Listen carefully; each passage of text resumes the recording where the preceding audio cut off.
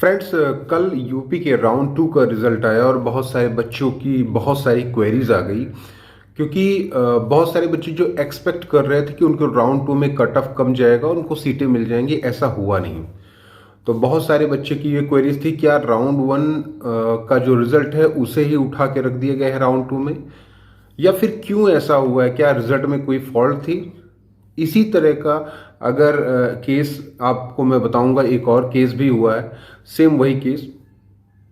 क्योंकि वहां पर सीटें ज्यादा थी इसलिए ज्यादा इफेक्ट नहीं पड़ा। कैसे हुआ है, क्या हुआ है, ये हम पूरा इस वीडियो में बात करेंगे। दोस्तों, अगर आप देखेंगे तो यूपी के राउंड 2 की जो सीट मैट्रिक्स आई थी उसमें सीटें काफी कम खाली थी। तो यहां पर क्या हुआ था कि बच्चों ने ये सोचा कि अगर कट ऑफ पहले जितना गया है उससे कम ही जाएगा। मीन्स सपोज करिए किसी बच्चे के 14,000 रैंक है या 15,000 रैंक है, जनरल है, और जनरल का कट ऑफ अगर 16,000 तक गया है फॉर एन एग्जाम्पल, तो उसने सोचा कि मेरे 15,000 रैंक है, अगर मैं राउंड 1 में फ्री एग्जिट भी कर देता हूं, ठीक है, तो मैं राउंड 2 में जाके सीटें फिर से ले लूंगा।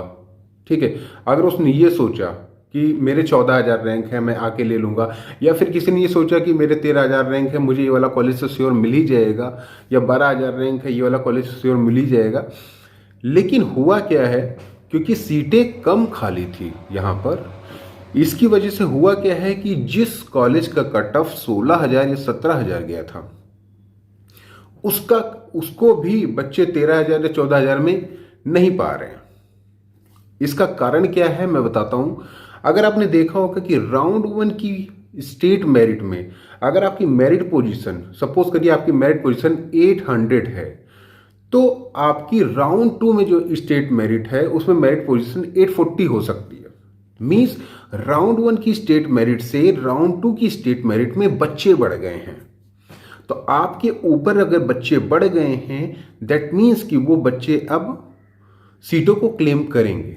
ठीक है, ठीक इसी तरह का केस हरियाणा में भी हुआ था। हरियाणा में क्योंकि वैकेंसी ज्यादा थी इसलिए उसमें कट ऑफ का डिफरेंस देखने को मिला। मींस बीच में बच्चे आ गए, वो तो सही है, उन्होंने तो सीटें ली, लेकिन जो नीचे भी थे बच्चे उनको भी सीटें मिली हैं। और यहां पे क्या हुआ, क्योंकि वैकेंसी कम थी, तो जो भी बच्चे आए थे वो टॉप लेयर में आए थे, मीन्स ऊपर आए थे। मीन्स 12,000 रैंक या 13,000 रैंक के ऊपर काफी बच्चे आए थे। तो उन्होंने फिर देवरिया की या फिर जो भी सीटें थी, मतलब हरदोई की जो भी बची हुई थी एक दो, उनको उन्होंने क्लेम कर दिया। तो यहाँ पे वो बच्चा फंस गया जिसने राउंड 1 में फ्री एग्जिट किया था। राउंड 1 में उसने सोचा कि मेरी इतनी रैंक है और 16,000 17,000 तक गया है तो मेरे को तो मिल ही जाएगा, तो उसने यहाँ पे ये गलती कर दी। नॉर्मली मैं कहता हूं कि अगर आप रिस्क नहीं लेना चाहते तो बेटर ये होता है कि राउंड 1 की सीट को ज्वाइन करके अपग्रेड करिए, क्योंकि यहाँ पे ये फिक्स नहीं रहता है कि राउंड 2 में कितनी सीटें आएंगी। लेकिन बहुत सारे बच्चों की मजबूरी होती है कि उन्हें राउंड 1 की सीट छोड़नी ही पड़ती है, जिसकी वजह से वो मॉपअप में जाएं, ठीक है, या फिर ऑल इंडिया कोटा राउंड 2 में जाएं। लेकिन क्योंकि स्टेट का भी एक रूल होता है, उस रूल को भी फॉलो करना पड़ता है। तो यहां पर उन बच्चों के साथ थोड़ा सा मिसहैप हो गया है जो ये सोच रहे थे कि हमारी 12,000 रैंक है या 13,000 रैंक है या 14,000 रैंक है, हमको तो कॉलेज मिल ही जाएगा सीट। उनके लिए थोड़ा प्रॉब्लमेटिक हो गया क्योंकि उनको सीट ही नहीं मिली।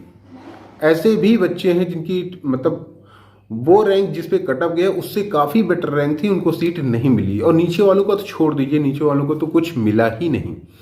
तो इसका कारण यही था क्योंकि राउंड 1 से राउंड 2 में बच्चे बढ़े हैं, और जो भी बच्चे बढ़े हैं वो टॉप लेयर में ज्यादा बढ़े हैं, और ठीक है बॉटम लेयर में भी बढ़े हैं। लेकिन सबसे इंपॉर्टेंट बात है, क्योंकि सीटें कम थी, इसकी वजह से वो जो इफेक्ट होता है वो इफेक्ट ऊपर ही रह गया, नीचे किसी को मिला ही नहीं। मीन्स कहने का मतलब है टॉप लेयर में बच्चे ज्यादा होने की वजह से और सीटें कम होने की वजह से ये कट ऑफ आपका बढ़ गया यहाँ पे। तो सीटें बहुत सारे बच्चों को जो कि काफी अच्छी रैंक थी जिनकी, उनको भी सीटें नहीं मिली। कुछ बच्चों ने सोचा कि नहीं, इस रैंक पे तो हमको ये वाला कॉलेज मिल ही जाएगा, तो उन्होंने वहां तक चॉइस फिलिंग की, उसके नीचे चॉइस फिलिंग की ही नहीं।